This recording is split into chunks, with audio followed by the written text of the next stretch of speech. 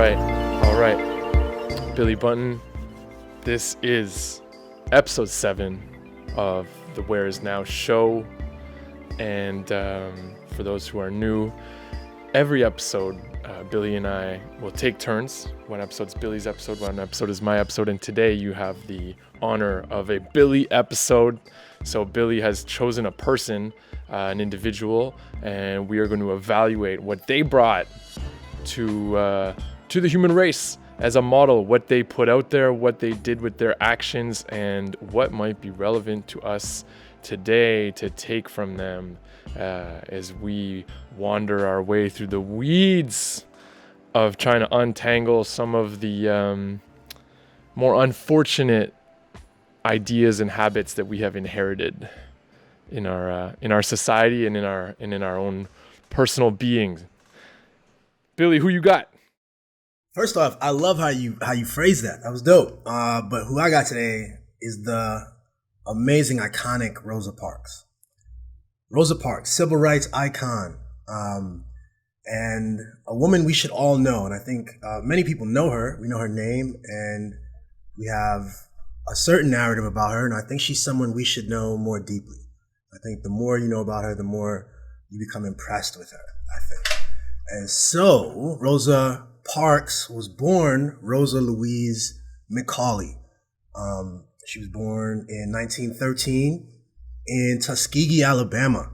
She grew up with her grandparents. Her grandparents were enslaved people themselves. She was no stranger to racism, as you can imagine, in Alabama in 1913.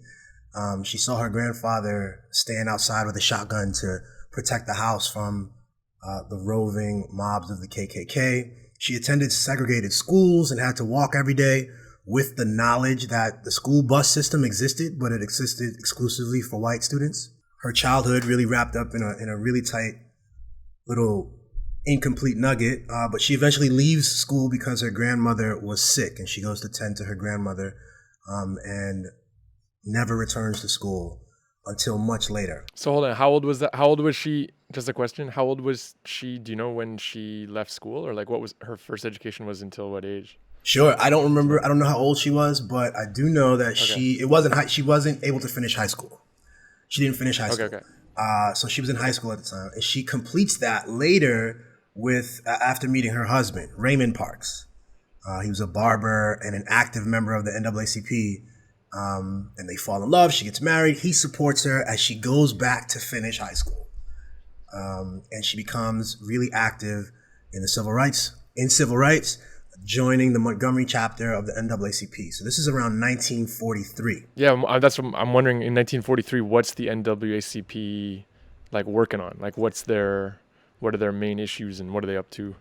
Great question. So the NAACP, this is pre-civil rights and the civil rights era, the civil rights movement era that people are aware of. And when you think about Rosa Parks, a lot of times people kind of minimize her to the event that occurred in 1955. But the truth is that she'd been doing work for racial justice over a decade prior. In 1943, one of the things that she was out in front on was she investigated a gang rape of a woman named Reese Taylor. This occurred in 1944 in Abbeville, Alabama. Reese Taylor was gang raped by 6 white men. One of the men confessed and gave up the other names, but none of them were arrested.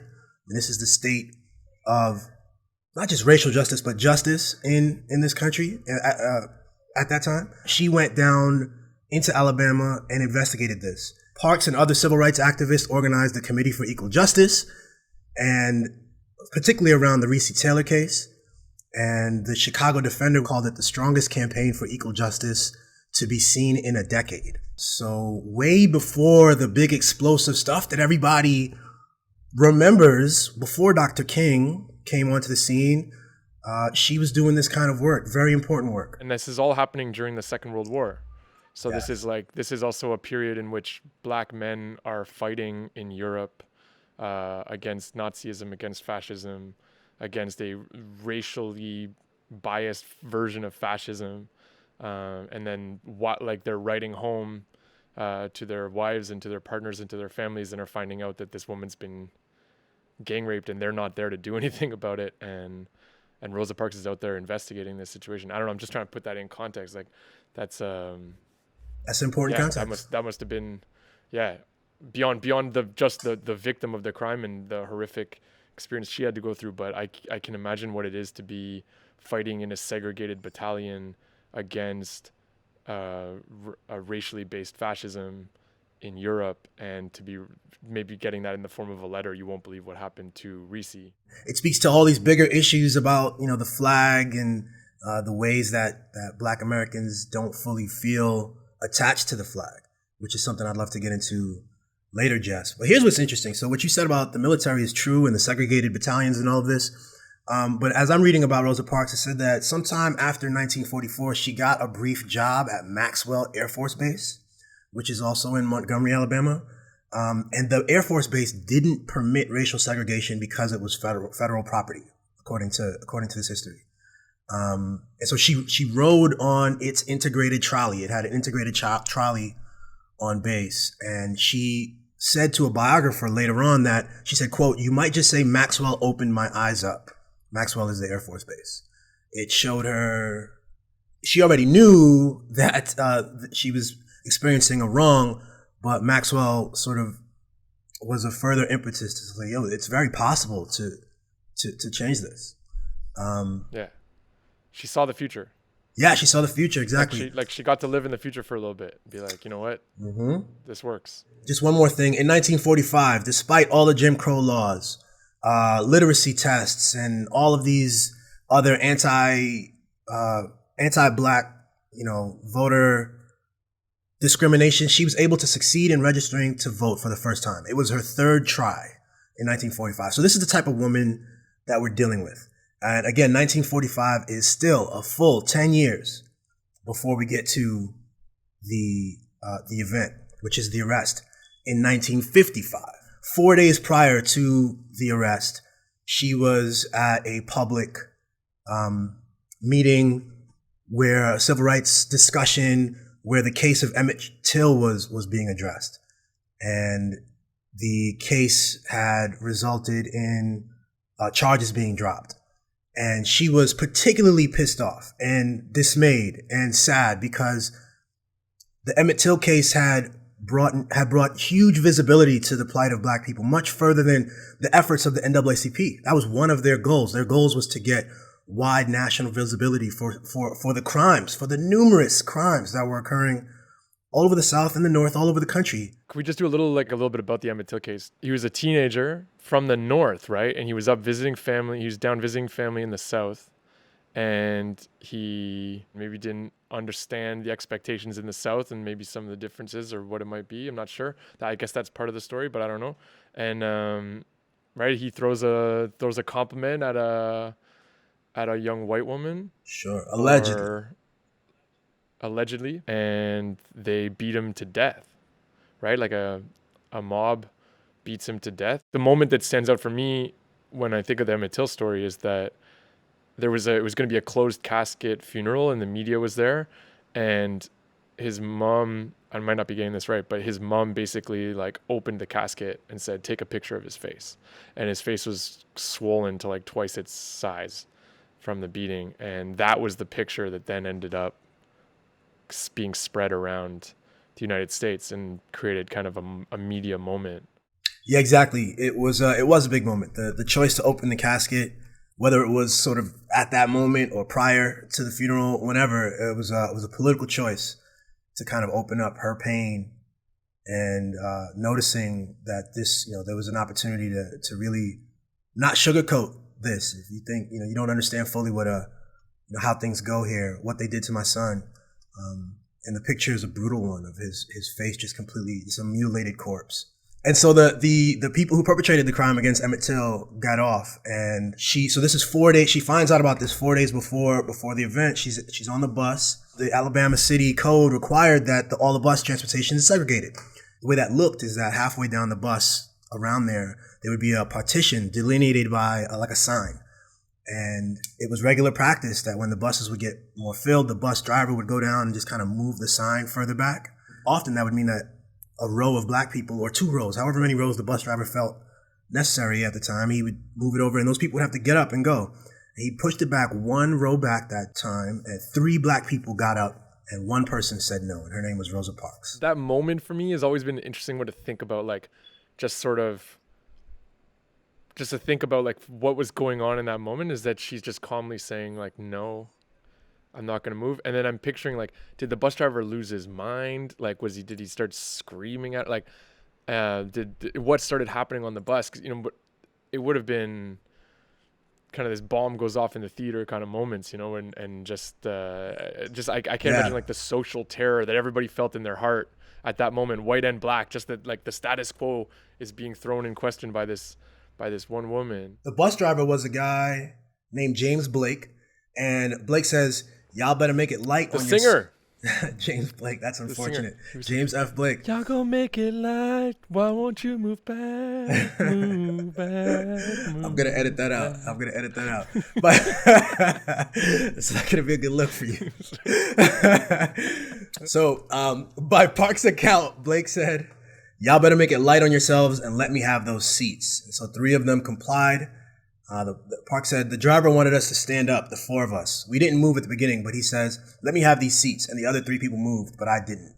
So Parks moved, but she slid closer in. She slid to the window seat. So then James Blake says, why don't you stand up? And Parks responds, I don't think I should have to stand up.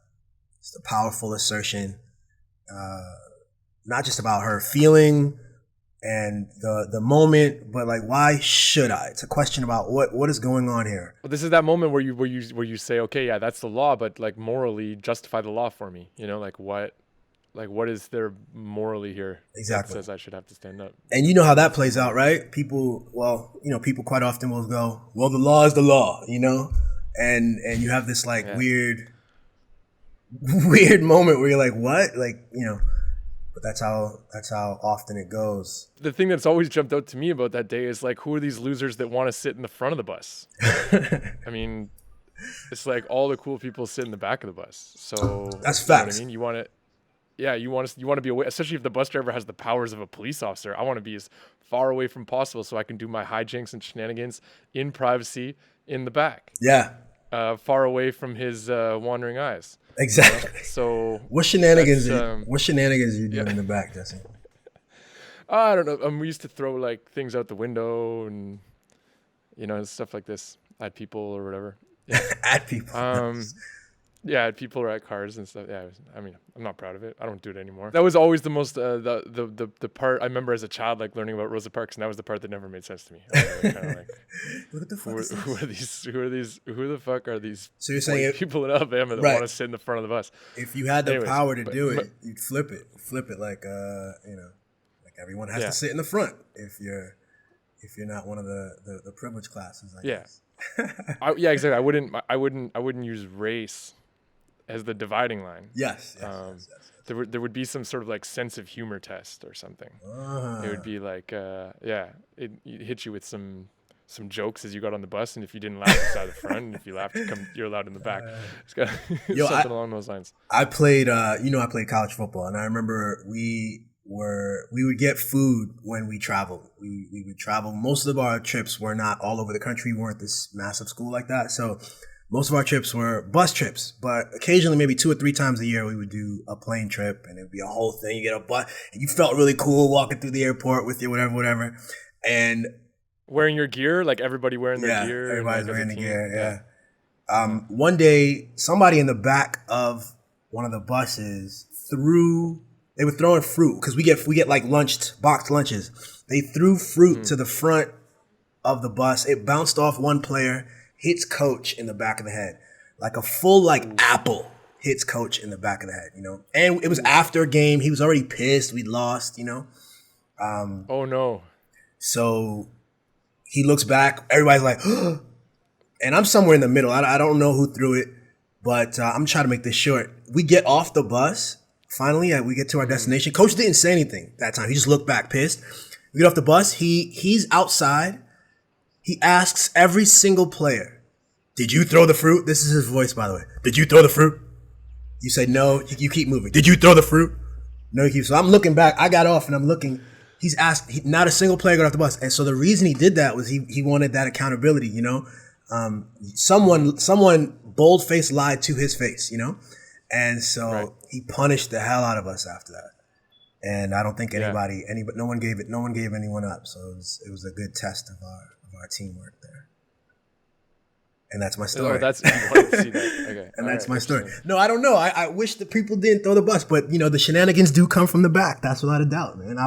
They do come from the back. I had coaches too that would do the collective punishment thing. Like one person fucks, or sometimes the person who fucks up is the only one who doesn't have to participate in the punishment. They have to kind of stand in the middle and watch everybody. I don't know if you've had that, but I've had coaches do that a lot. And I've often wondered about the wisdom of that. Because one, like the whole concept, like the idea is that, you know, somebody's late for practice or whatever, then they stand in the middle of the court and the rest of the team has to run 200 sprints and 300 push-ups and whatever until they're almost puking. And that'll teach you. Well, it's like that'll teach you unless you're a psychopath. Like, that's, you know, it's like that implies that this person standing in the middle has empathy. Right. You know, and that they're actually, you know, they actually care about our suffering.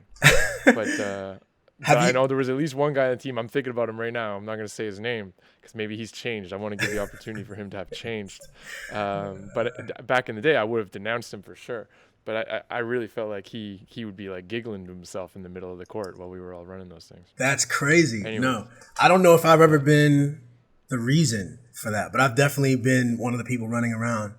And you just look over and you really are looking at them, hoping that they haven't. And they're supposed to be doing little things, you know? They should be like, you know, you want to see, you want to see a face of calm. What if they're just sitting there laughing and like, they're pointing at you? You pissed the fuck off. One of the ways that people fail to tell Rosa Parks' story fully and properly, I think, is that we simplify her entire life to this one moment. There's even further. We can go further into Rosa Parks' life after the civil rights movement, you know, all these things that she's accomplished since, and we'll get there. But when most people hear about or interact with the name Rosa Parks, I think it can be summed up in this T-shirt. It's usually a black T-shirt with white lettering, and it just says N-A-H, nah, dot, and then it's attributed to Rosa Parks. It's a quote from Rosa. Okay. You know? And I think... like get up and go to the back, and she says nah. She says nah. Okay. And I appreciate that. Yeah. I think it's clever. I think it demonstrates defiance. And resistance, dignity, an assertion of dignity. Yeah. And I love that.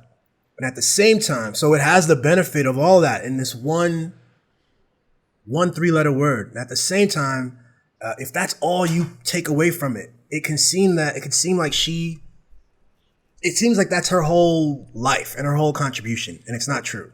It also there was this one moment of spontaneity. Exactly. It wasn't planned out. And if there's no bus boycott that follows it, then we're not talking about Rosa Parks today. You know what I mean? Like there's just it would just be it would be this moment. It might have been interesting at the time or whatever, but it wouldn't have made the history books if you don't have a super well organized, unbelievably committed, I'm sure you're about to get into this, bus boycott that follows it. We don't have a nah t-shirt in 2020 without that. Exactly. Yes. It required the follow-up effort of the NAACP, the rise of a brilliant young pastor by the name of Dr. Martin Luther King Jr., who would come in and help shepherd a new movement that would change the entire complexion of the country. So Jesse, I called up Bill Fletcher. Bill Fletcher Jr. is an activist and a labor organizer. He's formerly a president of the Trans-Africa Forum and the author of 3 books. And he was really, really charitable with his time and allowed me to ask him some questions. We talked about strategy. And here's a clip. When you're going up against an opponent, you have to figure out where are they vulnerable and why.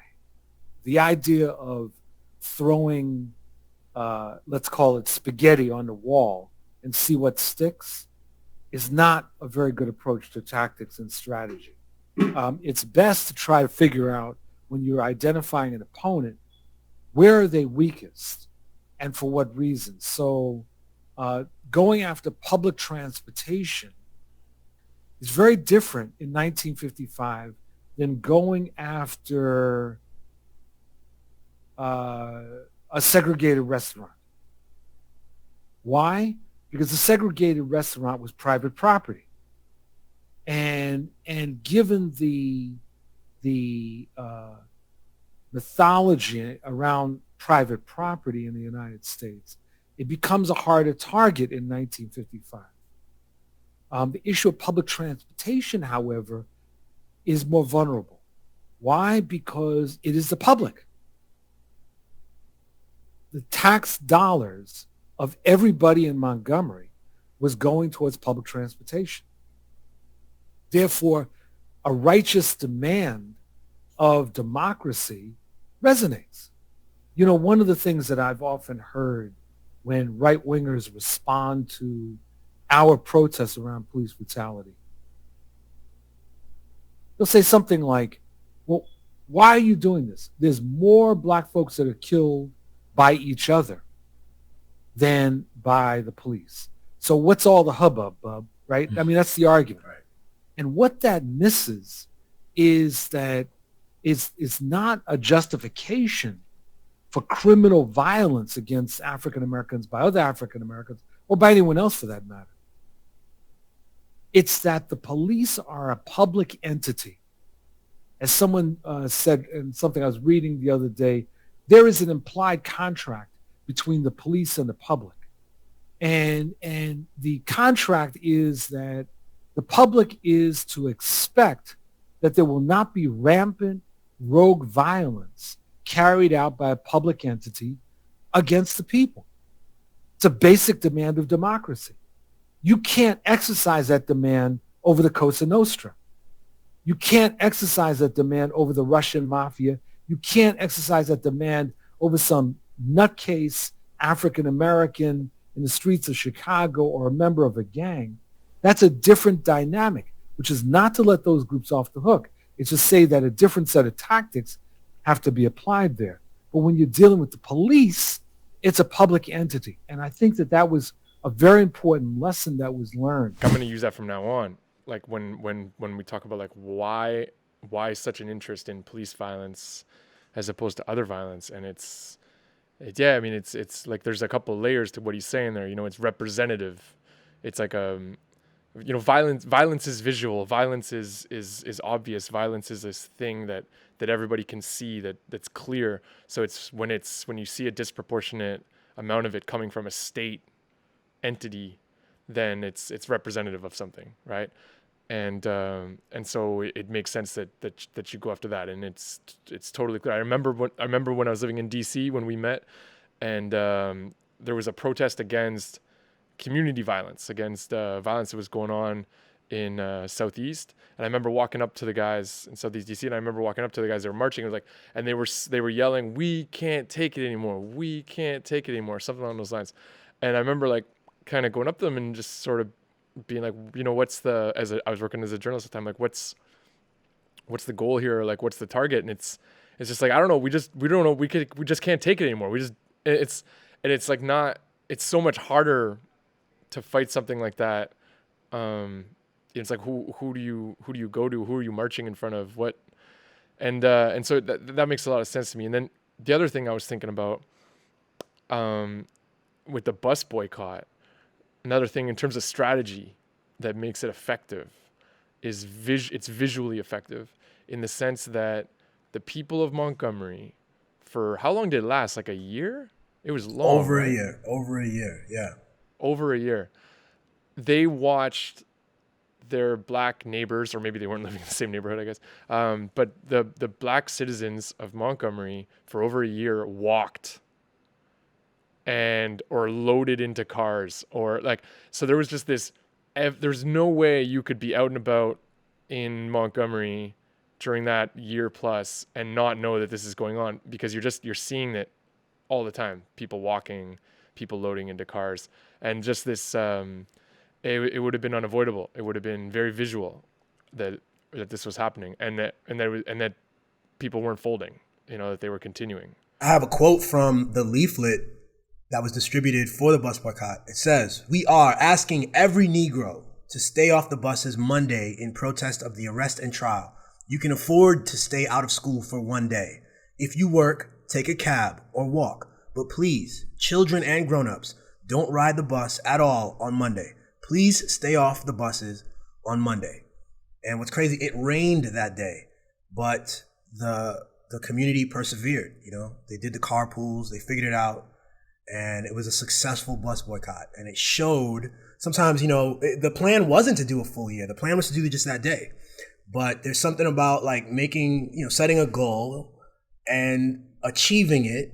And even if that goal, I won't even call that small, because that's not a small goal. That's a difficult thing to pull off. But they achieved it. And that victory, these victories led to so many more victories that we continue to talk about and know today. And I can't imagine how much different moments there was pressure to call it off over that year. You know what I mean? Of like, this is clearly not working, blah, blah, but and here's like something where ourselves as not particularly religious people, there's something here about the fact that the church is at the center of all this.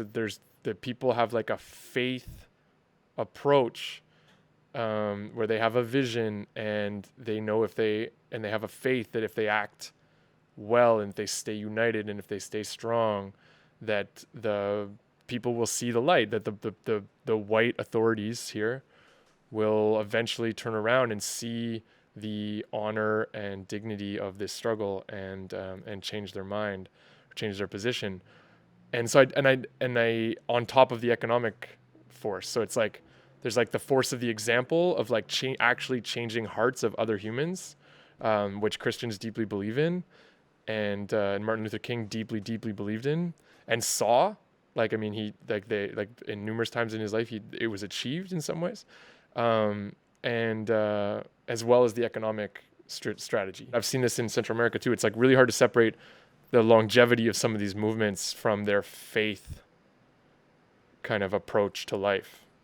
Yeah. I don't know. How can we, when you describe faith without the religious component, I hear imagination. How does that sound to you?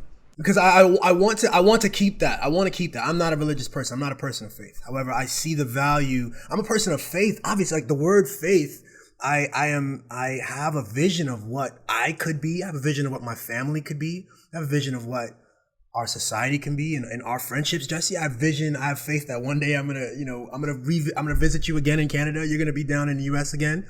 We'll grab a drink. We'll chat.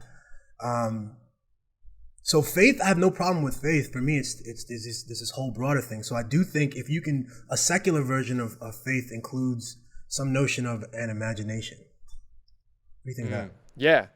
Well, I think there's like those two components to it. There's that imagination, that ability to see a better future, like to actually, and to like, well, in the case of Rosa Parks, she was simultaneously kind of living in it on the forces base or whatever, where they did have a desegregated trolley or an integrated trolley.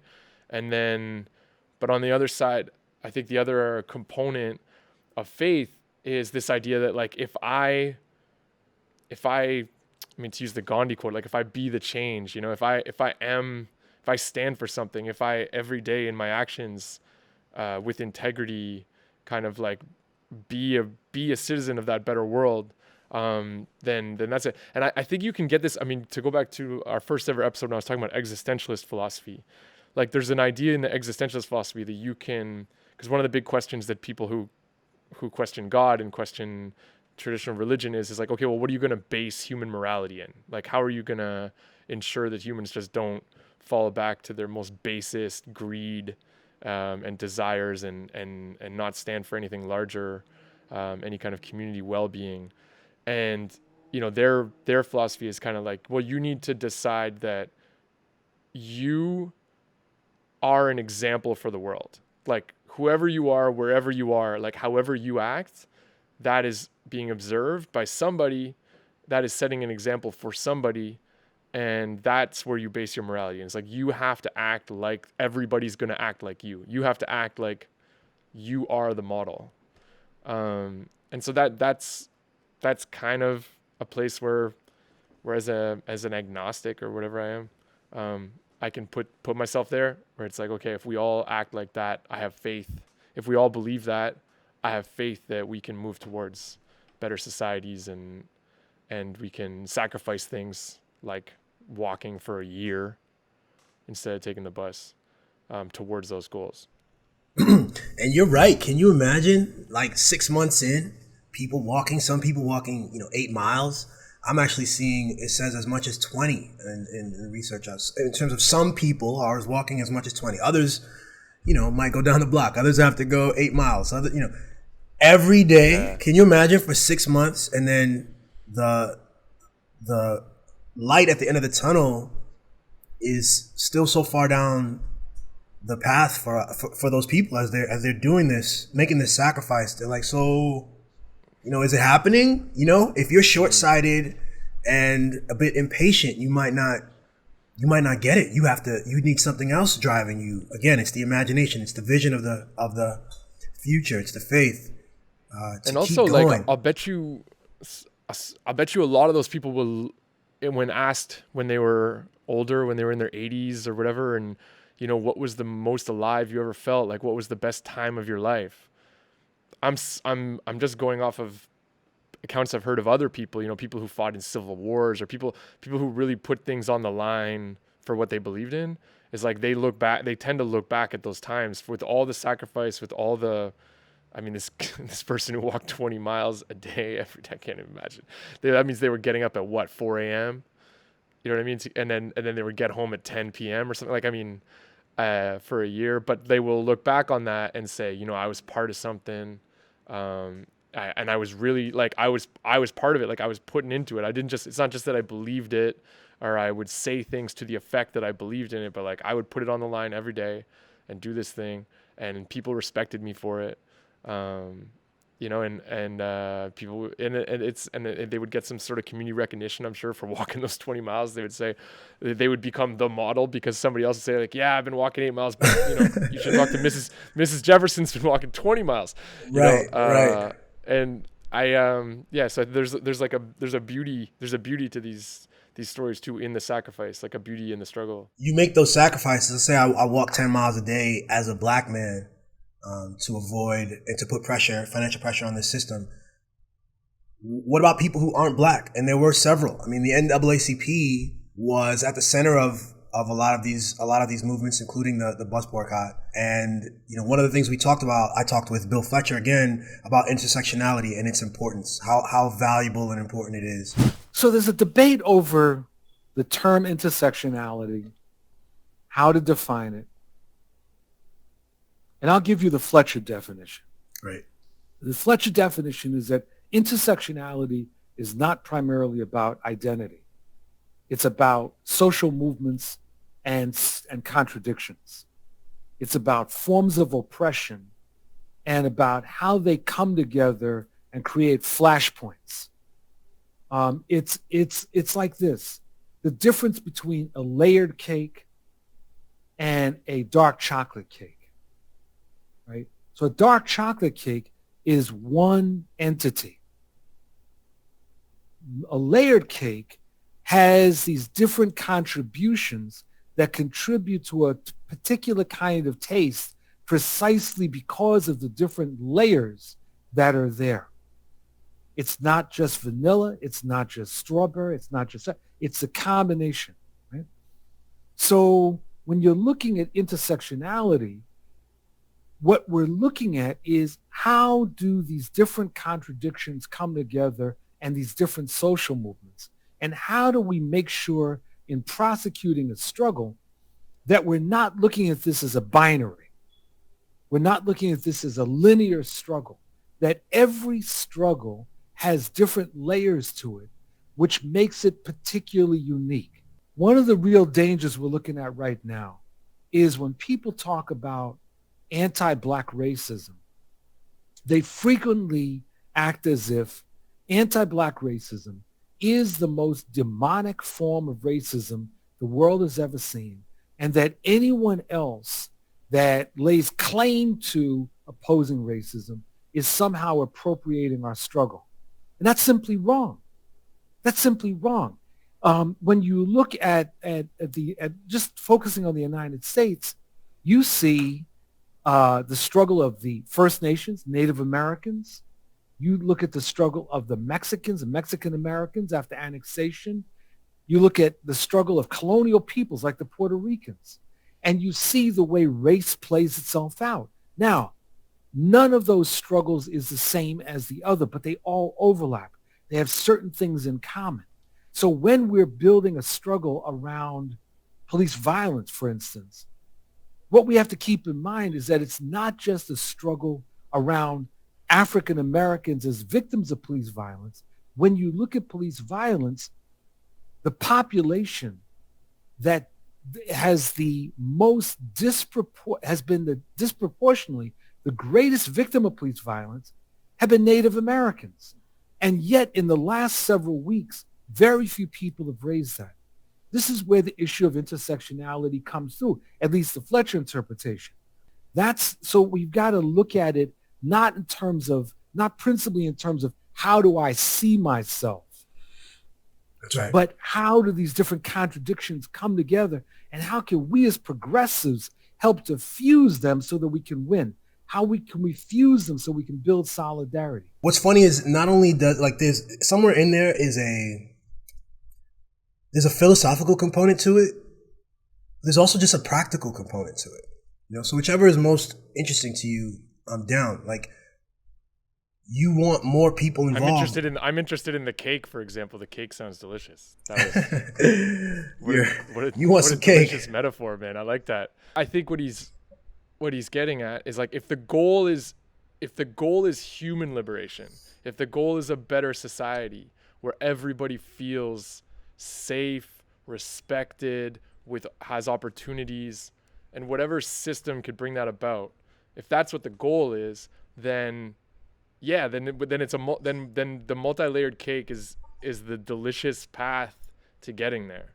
Yes. Like, eating a bunch of single flavor cakes one at a time it just leaves people feeling disrespected. It leaves people feeling left out. It's incomplete. It doesn't come without its challenges.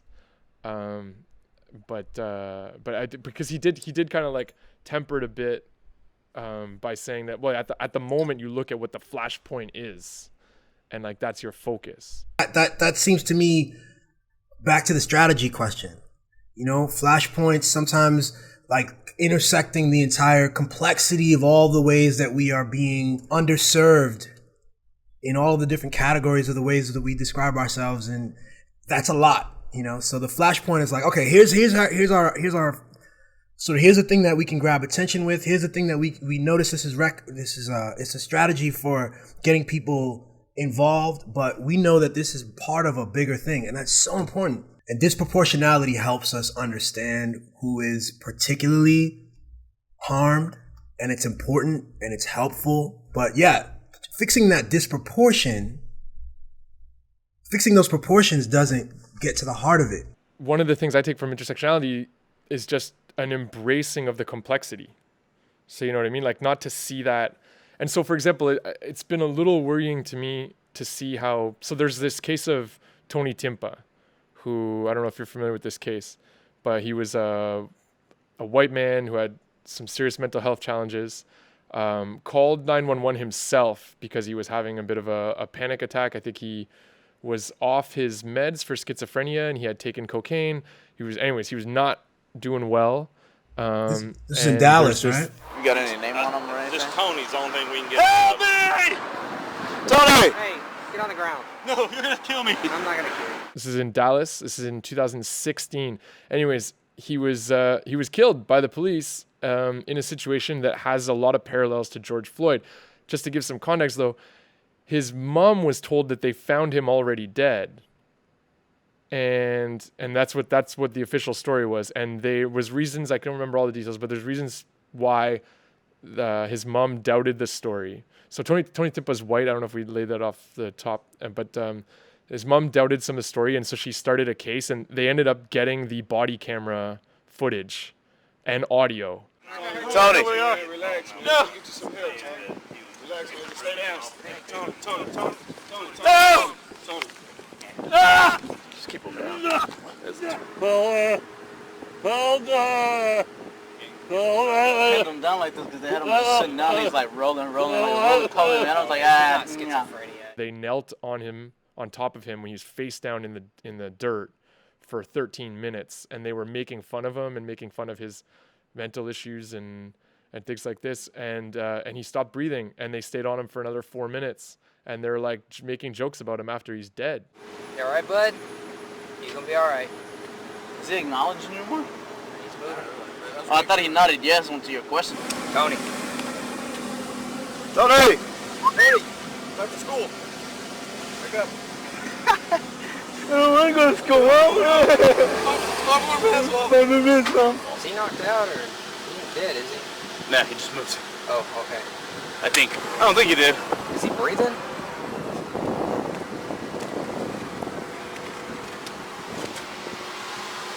Hope I didn't kill him. And it's like that video, I mean, I hate comparing tragedy videos, but like to hear them mocking this man and his mental illness as they're killing him, and laughing about it, it's got a level of dehumanization that you can put in the ballpark of a George Floyd type situation. Like, I don't know, it's a terrifying video, I'll just say. Like, I felt terrified. Yeah. And then to find out, and then to see this video of his mom's response when she saw the video, and she does this press conference after she'd been told by the police that they had found him already dead. That's what they told me. They found a body. How many people did they tell they found a body? How many other mothers are out there that don't know? How many more will there be?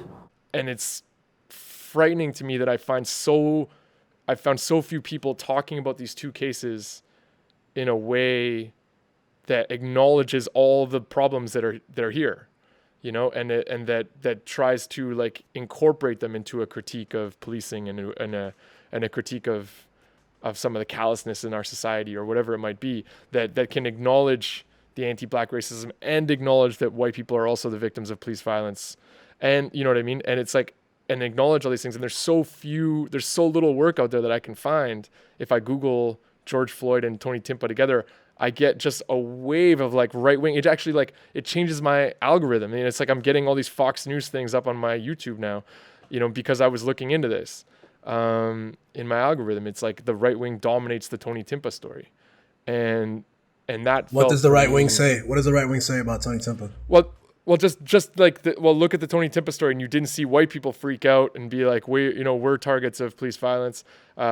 This is like a Black Lives Matter overreaction, you know? I think that's a failure. It's a failure of the narrative and the conversations in our society. As we're working to have better conversations, it's possible to fail. It's possible to like create a narrative that falls short of what could be. And that's an example of that. The problem of policing in this country is disproportionately burdened by Black people and First Peoples, but it's true for everyone. There's an issue with the way we relegate certain segments of our community to just being policed. The police are just to come in and kind of quell that noise. After we've failed them, we failed these kids in our education system, we failed them in the job market. Certain problems arise from that, and then we just get the police in there, and that's true for people of all colors. And there's no reason, I don't see any reason why we can't say that. But this ability to see the struggles of other peoples is vital. We're making a broader claim about society and about how a good society could be structured, and we have to structure ourselves and ground ourselves in a humanist ethic, where we are not solely concerned. We can be particularly concerned at particular times with particular groups. That's the flashpoint idea. Or else whatever society we dream about building will be imbued with with your own version of bias, you know? And that's what the whole point of this should be. That's how you justify the tearing down and the riots, as well as the peaceful protest, as well as the political conversation and the legislative effort and the effort to attack this from a legal standpoint. I have to remind myself of this often. Is like, you know, be careful when something that is true something that happened, like when you feel like the fact that it happened or the fact that it exists represents a threat to your worldview, it's like you have to incorporate it. You have to figure out how you're going to incorporate this in your worldview. You can't just say like that fact, like that thing, that phenomenon that's actually happening in the real world, Tony Timpa, whatever it might be, the fact that Native Americans perhaps experience even higher disproportionality when it comes to their treatment by police officers, whatever these like facts, these reality things that are out there, it's like if you feel like you have to ignore them or else your worldview is under attack, that's a problem. It's like you need to incorporate them somehow. And you need to figure out a way in which it doesn't discount all these other real things that you've either personally lived or that you've seen on video with George Floyd or whatever it might be. Like they have to be integrated or something, because that's what I take from intersectionality and what Fletch is putting out there. And the other thing that I like, that he talked about, or you talked about before when you threw to the video, you were talking about risk, like, when it comes to, and he used the word solidarity, which is a word that I'm hearing less and less and less, and which is a word that I've always loved, and is a word that almost more than any other word represents the world I want to live in. Where it's not just empathy. Like solidarity for me is like empathy plus action. So it's like not just ability to feel the pain of another person or another group or whatever it might be, but also to be like, oh, it's my duty to act in this situation, and to do so in an enlightened way, or try to, and so I think that I like that he threw that word out, and then that action at some point, it's like solidarity implies some sort of combination, or one or the other at least, of like work or risk, or some combination of the two. And so that's what I feel like we always need to be asking ourselves, or what I try to ask myself. In my case, it's mostly work. I tend to like do videos for free. I did a video for Hoodstock here, who kind of is leading the Black Lives Matter movement here in Montreal. So, put in a week of work, for them, stuff like that. Like I try to do it in my head, it's usually more work than risk. The ideas we have are important. The ideas are very important, bro. Now, I was raised, my stepfather was a Nation of Islam member. And so I attended several conferences. I met the Minister Louis Farrakhan.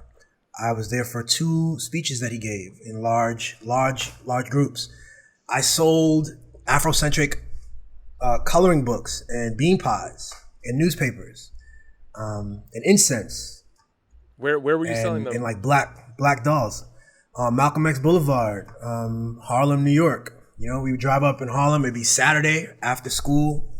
I go up to Harlem and we would camp out, and we had a little fold out table, and we would make some extra cash and also engage with people and just communicate with people. It was really interesting. To be honest, I hated it. I was 12 years old. I was like 13, 14. I wanted to stay at home in our little, like with the fan on, and watch cartoons. What was the main message you say? What was the Nation of Islam's message to the people of Harlem, would you say, at that time? I think the main message was a message of Black uplift and positivity. It was a message of how can we take control of our own destiny. It seemed to me that there was a lot of like discontent with like appealing to the white majority for whether it was reparations or some sort of a social benefit from the white majority. Like that white majority was unreachable according to this group. And we needed to organize ourselves and have our own communities and our own schools and our own healthcare systems and our own economy, and to support each other in that way. So that was like the crystal message. Okay. And then sadly, I think what was ushered in along with that are other really views that I disagree with. Like, a way of talking about white people that is reductionist, a way of talking about Jews that is historically wrong. So the white people thing, And, the white people thing would be like the melanin theory, basically. Like, what would be kind of like there's like a biological story, right? Of like biological inferiority. Like, is that the idea is that white people are devils, or some, are just like biologically incapable of kindness and not incapable, but less capable. Like the way history panned out, the way that Europe dominated the world is what you would expect, because Europeans have no moral compass and they're kind of devils or monsters. And, there's no reason for that. There's no reason for that to be part of our rhetoric and our narrative. Yeah. Primarily because it's just not true. Part of that as well is a pretty, I would say, disgusting approach to like a discussion about what Judaism is and what Jewish people are. And so I've been around that for some time, and I remember just being uncomfortable with that. And what really saddens me is I think today, as we're working on producing a better society, we're seeing this Black community that is gaining a voice and is like trying to lead the discussion on what this good society could look like. And instead of reaching to like a Bill Fletcher or Manning Marable or so many other Black leaders I know who are inclusive and intersectional in their critique and in their vision of the future, sadly, people like Khalid Muhammad are getting a renewed voice, and people are reaching out to that kind of worldview. On top of like a discussion of race and the issues around race in America, you have to add this layer of hatred towards another group. That's not going to work.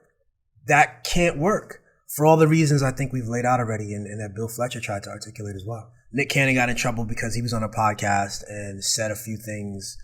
I think he referred to Jews and white people generally as savages. He also made a claim about Black people being the chosen people, actually the chosen people, the actual Hebrews kind of thing. There's so many things in there to unpack. There's something about like the whole idea of chosenness needs to be unpacked, if you ask me. It's if you ask me, a piece of nonsense. I speak as a secularist. I don't think that any tribe or group of people is chosen by God. So he's angered his prior employer, which was Viacom. And I don't think he was thinking. I think he was just kind of like the room, like the podcast kind of led him in a certain way. And he's just like. The context is he had brought on his show. So I mean, there's an element here that's like he kind of wanted to talk about these things because this is Griff's lane, right? This is why he got asked to leave Public Enemy.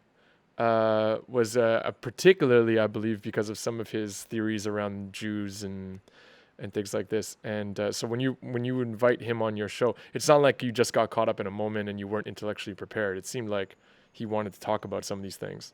I didn't even know. I thought he was on someone else's podcast. No, it's his podcast. Yeah.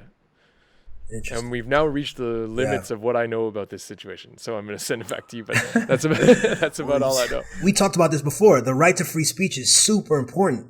But we're also attempting to build a society where each of us, all of us, are required to do a little bit more thought, have a little bit more care, to be sensitive to the particular narratives of particular groups, and to understand that people are suffering. And so we can't use words loosely that could offend communities of people. And as people of color, we know that firsthand. We are very sensitive to certain dog whistles.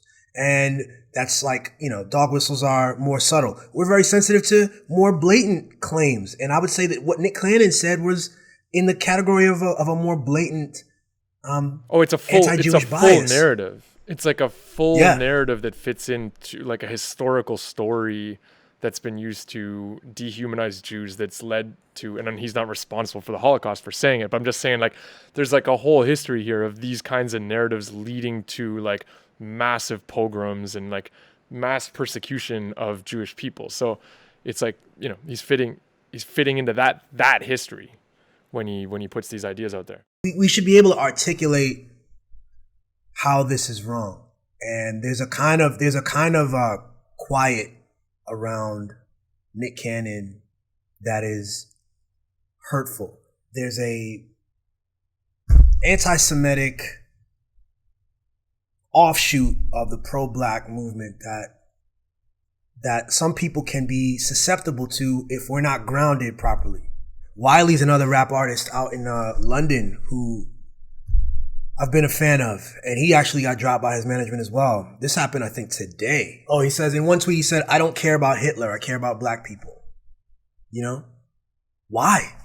That's completely unnecessary, and it indicates that you're not thinking in any serious way about these problems. I don't know. It's really frustrating. It's really frustrating. Hitler probably would have cared about black people. Like, in the sense of, like, they would have become an issue and a target if they were living in Germany in any kind of, like, large numbers. Yeah. And so it's important to acknowledge, like ideologies that elevate such a pathetically bad, a category that has been so bad for the human race, which is race, you know, which I separate from ethnicity, for example, which is broader. Or sorry, like race covers a bunch of ethnicities and it groups them all together, and it was born of economic exploitation. It was like, you know, I think we talked about this in the Dave Chappelle one or whatever, you know, and it's like, and that's what the category has served. And so it's like it's about, I think there's a responsibility to be careful about it when you're touching it, when you're putting it at the center of your argument, because you obviously have to in certain situations. It says you can't understand reality without it at this point. It's been such a fundamental category for creating the societies that we live in today, particularly if you're in a country like the United States or whatever. And so it's like you can't not talk about it, and it has to be part of the movement. It has to be taken into consideration. But you have to be careful about, like, what is the world you're moving towards, because if you're moving towards a world that's doubling down on the significance of something that's so not based in any kind of biological reality, that's been so harmful up till now, you know, it's I think you have a responsibility to kind of, like, think about, like, what this is. And this is what we're talking about, the vision with Rosa Parks, for example. You know, it's like these people had a vision. You know, like they had imagination, as you said. You know, they had an idea of the world they wanted to move towards, and it's like there's a responsibility, I think, if you're going to go out there and be public with your thoughts on what's wrong with the world or whatever, you have a responsibility to kind of think about where you headed, where do you think we should be going, as well as a responsibility to truth, as well as just a responsibility to truth. The fact of being oppressed does not necessarily make the oppressed more aware of the oppression of others, because the facts don't speak for themselves. People speak and people interpret. And various populations that have been oppressed, persecuted, can also carry out some very evil things against others. Now, African Americans happen to have been probably most consistently anti-oppression in the United States of all demographics, most consistently allies of other oppressed groups as a whole. But there is a tendency that exists within us to fall prey to some evils. One can be anti-immigrant, and the other can be anti-Semitic. And what frequently happens when we engage in anti-Jewish references is that we do a sort of little wink-wink. Like, there are various comments that are made that may not be quite openly anti-Semitic, but there's certain code words. And I'm making this more of a general point rather than just focusing on Nick Cannon. And anybody that knows anything about anti-Semitism knows about these code words. There's an exaggeration of the role of Jews as oppressors. There is frequently a denial of the disproportionate contributions that Jews have made in struggles for social justice. There are these flippant comments that are made at different points. And sometimes there is people act as if being a Zionist and being a Jew is the same thing. And so someone may make an argument in sort of support of Palestinians. And let's be clear, I'm very supportive of Palestinians. But someone might make a comment in support of Palestinians and then make comments about Jews that don't help clarify anything and can sometimes intersect with some of the most virulent right-wing anti-Semitic propaganda. You can see this time and again. And we as African Americans have to understand that, yes, we've been oppressed. We're part of the dual original sin of this country. That is our persecution, our enslavement, along with the Native Americans. But that does not in any way justify even the slightest form of anti-Semitism. I actually didn't realize how relevant Nick Cannon still was. I didn't realize that this show of his is like one of the highest rated shows right now, and I didn't realize that this was so resurgent. These kinds of theories, like melanin's a great one. Like, you can hear an evolutionary biologist talk about melanin, and they can tell the story of melanin in a way that's so unifying of our species and speaks to some of our species' strongest traits, which is like our adaptability, which is that this same species that developed on the like sun-soaked Central African plains or whatever, managed to migrate into northern forests, where you would go months and months with very little sunlight, and over generations managed to lighten their skin, lighten their hair, and to allow in the necessary vitamin D to thrive and survive in that climate. And, that's the story of melanin, basically, right? It's like, you don't really need, you don't need a whole theory about like anything the stuff you add to that about whether like who's valuable who's valuable and who's not. It's like, no, this is actually a unifying story.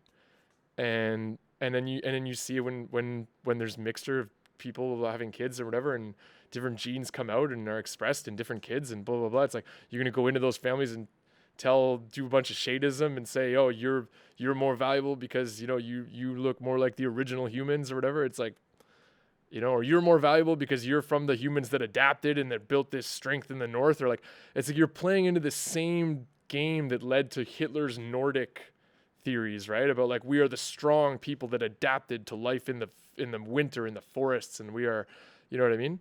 And it's like no, we are the strong ones. We look more like the original humans, from the plains of Africa. It's like you're just playing that same crazy game instead of looking at that same melanin story as a unifying story. Yeah, it's really rough.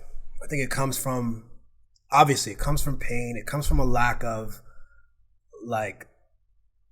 there is a proud history for Black Americans, but if it's not properly articulated and you're striving for it, you can fall victim to the idea that there's something intrinsically better about having brown skin. And I don't think we need that. I don't think that needs to be part of the narrative. It's a tough thing, though, because it comes from pain and striving to have better narratives. I think there's a challenge there for Black Americans. And this is just a deeply insidious and difficult problem. I have a friend who's a fourth grade teacher. He put out this video where he was almost to tears talking about how he wishes we would deal with the history of racial injustice in America differently as we teach it to young children. He believes that there's a problem with teaching it in this way so soon, so early, that Black kids who otherwise wouldn't have known to think about the world this way are now thrust into their brains are still forming, and they don't do nuance well, right? They're dealing with just, well, good and bad. And so you teach them that they, or people who looked like them, were enslaved and owned and mistreated by another group. And he believes that we haven't done enough work to figure out how that affects these kids. I think there's something there. I think there's something we can talk to him about. I don't think he should be thrown away offhand, like, oh my God, what an idiot. Like, he's asking for, keep the history, talk about it, but do it in a way that is sensitive to these kids who need a grounding in their own identity that isn't dripping with this ugliness and this like subhuman narrative that was foisted upon us by the European enslavers. So yeah, and it's like there needs to be kind of like a diversity of ways of telling same stories too, right? So for example, there's an activist way of telling a story, which is to amplify its negative aspects, to demand that it be dealt with now. So like a great example of that right now is, there's it's gone very viral. I've seen it many times in many different forms, but it's like, I can't breathe, Eric Garner. I can't sleep alone in my home, Breonna Taylor. I can't go for a jog, Ahmaud Arbery. I can't look at birds in the park, Eric Cooper, Michael Cooper, I can't remember his first name. That dude in New York, et cetera, right? Yeah, and so it just goes down the list, right? And so like you're saying, if you're a young person, and you're looking at that, if you're a young black, so I was dealing with my friend's daughter, who's very young. She's a young teenager, and it's like, so that's the language of activism, right? It's to draw your attention to the thing. It's to make it, to put it in the most intense light, right? There's another language, which is journalism, for example. So like the New York Times did this interesting kind of retelling of, or not retelling, but a forensic approach to what happened with Ahmaud Arbery, where it showed they found the security camera footage that he had gone into this house that was under construction to look around 3 or 4 times, I can't remember, and it was on the 4th time that these murderers, these killers, like chased him out of there, and then he was running from them, and they cut him off, and they shot him and killed him. So it's like, was he out for a jog? Like, no, that's not really the story of what happened to him. Did he deserve to die? Absolutely not. Are these guys murderers and killers? Absolutely, right? But like this 13-year-old girl here in Montreal, it's like we need to be very careful that she doesn't get the idea that there's like armed white people in the park who are like, if she goes for a jog, might kill her because she's black, because that's really not her reality. That's not really the world she lives in, and she would live in a form of terror, believing that's not called for. Bro, I've had these conversations a few times. I'm actually interested to see how people respond to this, because I'm a little terrified. Yeah. But I'm down with it. I'm down to have it, because I want to inject the idea that what you said is absolutely true. As we do what we said, I can't breathe, I can't go out for a jog, I can't, walking while black, or these crimes. It's true, it's true and fair to encapsulate this pain in such a phrase as you're making a political statement, and you're asking and demanding for systems to notice this pain. At the same time, if you aren't able to translate that well and to discuss these things with nuance to younger people, particularly younger people who need their own personal experiences, and without them, you're kind of whatever you describe to them will be their reality.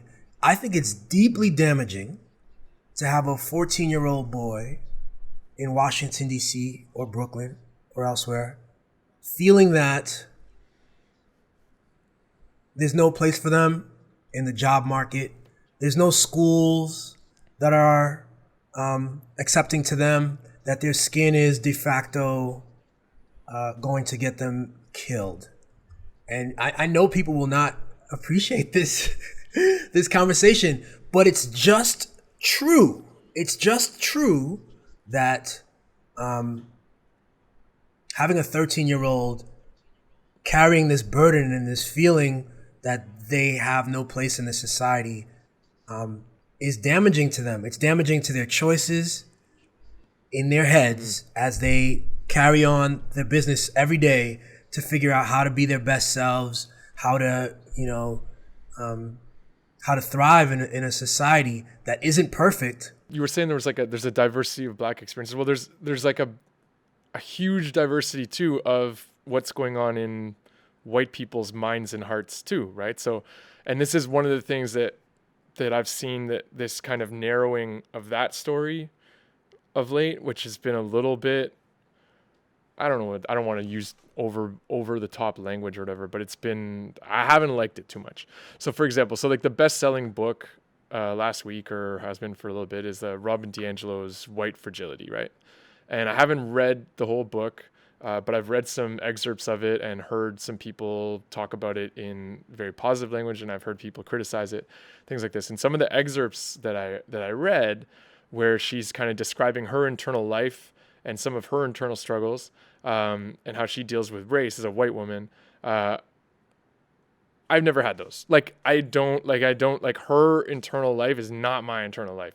Like she talks about when she was at a work thing. I was reading one excerpt, and she walks out, and it's like in a garden party situation, a work party or something like that. And there was one group that was all Black or all people of color, and one group that was all white. And she was struck with terror about like which group was she going to join, right?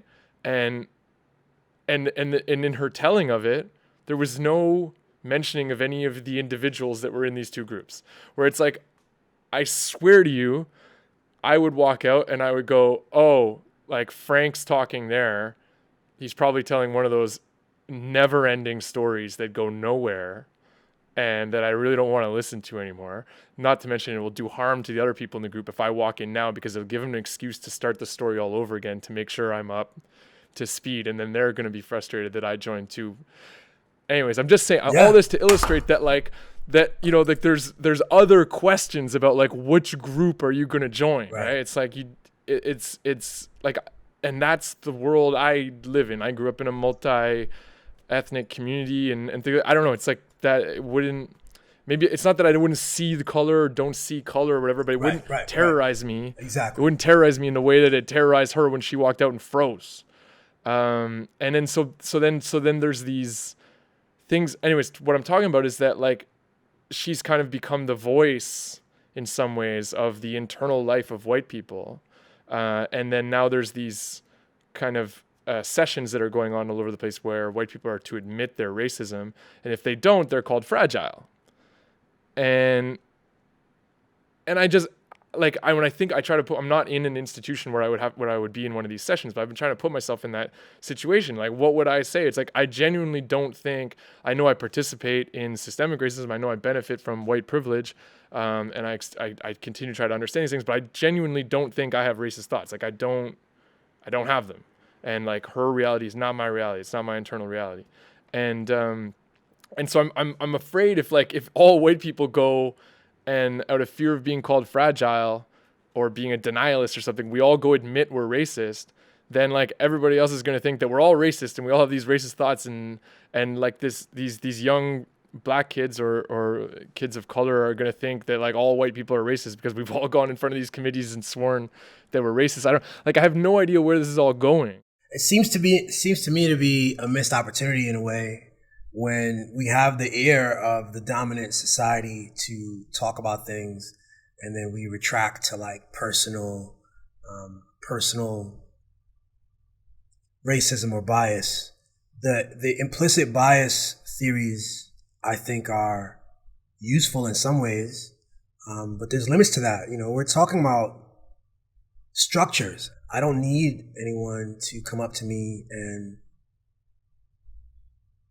you know, with tears in their eyes telling me about a bunch of presumptions they had about me. You know, I think that bias exists, and we can acknowledge them, and we can set up a culture and systems that really encourage and incentivize people to become more nuanced. And this doesn't take away from the work that a lot of white people need to do and a lot of people of all colors need to do, but in terms of questioning themselves and maybe in a group setting and working it out and working out their biases and becoming better people, developing as humans. That's not to take away any of that stuff, but there's a certain class of people that benefits when the fight is happening at that level and is not addressing these like massive economic inequalities, which are, in my opinion, at the base of a lot of the things that ends up expressing itself as racial problems. You know what I mean? It's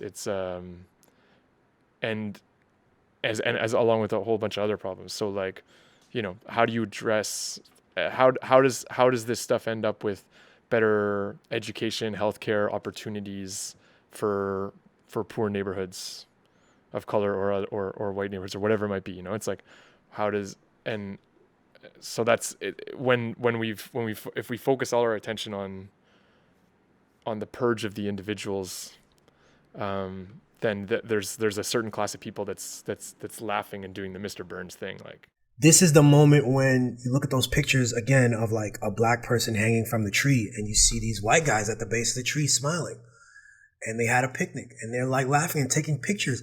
They were so divorced from any kind of a proper moral understanding that they thought this was a fun event for the family. And so white people are trying to reckon and go, damn, am I that in this moment? Is this my moment? And so in an effort to distance themselves from that potentiality, they too are looking for things. And I hope that we can all, you know, coalesce under some really good, solid ideas where we understand the ways that we're all stuck on this floating rock and let's like get away from Earth. Let's get to the United States. We're all stuck on this plot of land. And, you know, there's been a whole narrative of mistakes and oppression and violence and separation and exclusion. And the only way forward is the opposite of everything that I just said there.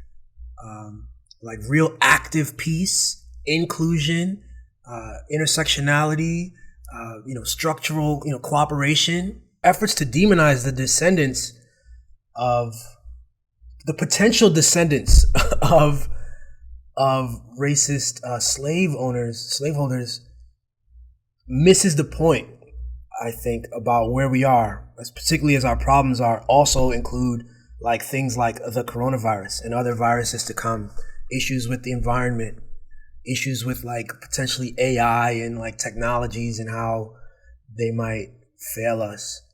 That's gonna be on all of our shoulders. So what would Rosa Parks be doing in this moment? What would her approach to this be? What do you think? I think she would be about the work about looking at what the problems are, strategizing, and being active and building bonds.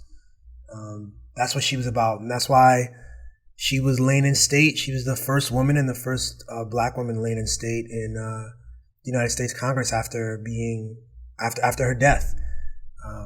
And what an honor! She was the first woman, to lie in state. Mm-hmm. What an honor! And this was when, like in the 90s or something? Like, no, this was actually when I was actually on the Hill at this time. This was in 2005. She was 92 years old, died of natural causes, and I remember I did the walk around her thing, around her casket. I just felt it was important that I come and pay my last respects for a common layperson, a person that didn't have a lot of money or nothing like that, but she really changed society, changed history. It's a complex, difficult, long game that I fear that our society has like organized ourselves around the short game, around the performative stuff as well. There's a kind of a way that, and this isn't endemic to any particular group of people. We're all performing online, posting our best versions of ourselves. We're all trying to let the world know, oh yeah, I care about this, I think about that. It's a deliberate kind of like crafting of an image versus the work that happens that you won't get a lot of credit for, nobody sees, as you sit there and try to think about and read about and share and communicate how we go forward. So Rosa is somebody that I think we can look to for some guidance on this. The last thing I want to say, just is like, I had a conversation with a white friend of mine who, like, he agrees with the pains of the Black Lives Matter movement. He agrees with the police brutality issues, but the buck stops with him on the flag burning and flag stomping. He can't understand that. And I guess what I want to say is that Rosa Parks, I think every American owes a debt of gratitude to Rosa Parks. You know, what I tried to explain to him is that, you know, he has this attachment to an item, a flag, a totem, an image, an icon. And what Rosa Parks did was she actually assisted in the process of bringing the words and the spirit of that icon in line with reality. You know, I wish that you were more attached to the sentiment imbued in the writings of the Constitution, because if you were, then you would be more enraged at the fact that failing has occurred. The case is that Rosa Parks is an exemplar American citizen. Well, I'm just gonna get rid of the word American there, Nice. just for the purposes of all of us out here. I like it. The concept of just like how to be an agent for good on the land that you live on, how to stand up for a vision, for it being a more inclusive, better place for everybody, and how to have to plan it out, to do it seriously, to do it to win. Say like, okay, we can win this, you know, and to have the faith to carry it out for more than a year, to do the work, to take the risks, all that stuff. Rosa Parks brings it all together, the intersectionality, to be standing up for various groups of people, and all at the same time. I love it, Billy. You made a beautiful case. Thank you for bringing Bill Fletcher Jr. Back into my life again. And yes, I believe you have won the case for Rosa Parks as a model. We will add her up on the big board. Rosa Parks, love it. Jesse, thank you very much. Episode 7 in the books.